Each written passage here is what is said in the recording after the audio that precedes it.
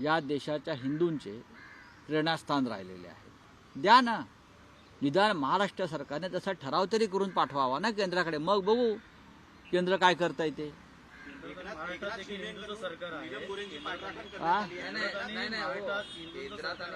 म्हणजे एकूण महाराष्ट्रात दोन्ही ठिकाणी भाजपचं सरकार आहे, मग भारतरत्न द्यायला काय हरकत आहे? आमचाही तोच प्रश्न आहे ना।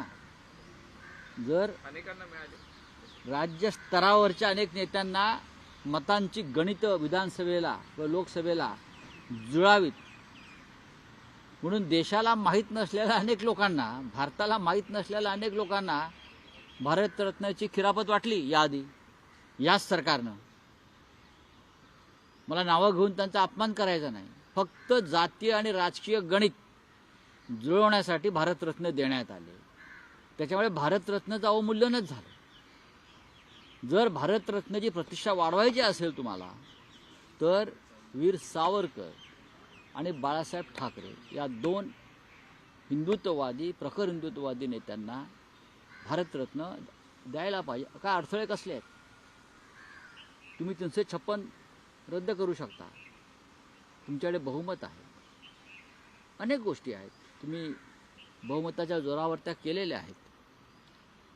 आणि मोदी तर स्वयंभू आहेत, अमित शहा स्वयंभू आहेत, हा विषय त्यांच्या सरकारच्या अखत्यारीतला आहे।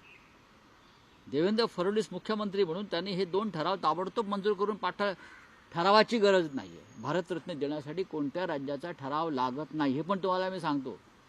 पण महाराष्ट्रानं आपलं योगदान पूर्ण करावं ही या राज्याची इच्छा आहे, या महाराष्ट्राचे सुपुत्र आहेत दोन्ही।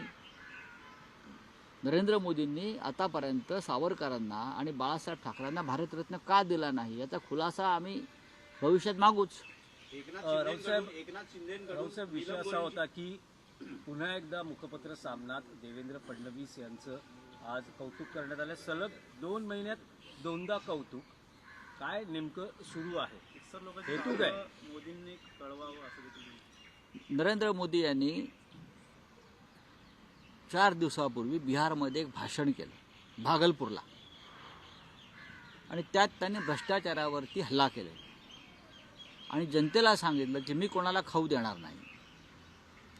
आणि जनतेला त्याने असं आवाहन केलं, जर कोणी खाणारे असतील तर मला फक्त नाव कळवा, पुढलं मी पाहतो।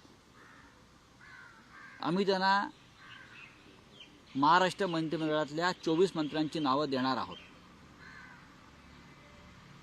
बघूया मोदी काय करतात। आणि खरं म्हणजे मोदींना नावं कळवायची गरज नाही, मोदींना माहिती आहे इथे कोण खात बसलाय ते, मागच्या 3 वर्षात कोणी महाराष्ट्र लुटला। हे काम देवेंद्रजींनी केलं पाहिजे मुख्यमंत्री म्हणून।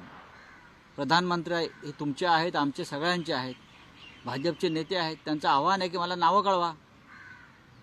आजच एका फ्रान्स कंपनीनं नगरविकास खात्यात भ्रष्टाचार कसा चालला आहे आणि कसे पैसे उरबडले जातात हे समोर येऊन सांगितलेलं आहे। 16 फिक्सर मंत्र्यांनी त्यांची नावं पाठवली, PA म्हणून, OSD म्हणून।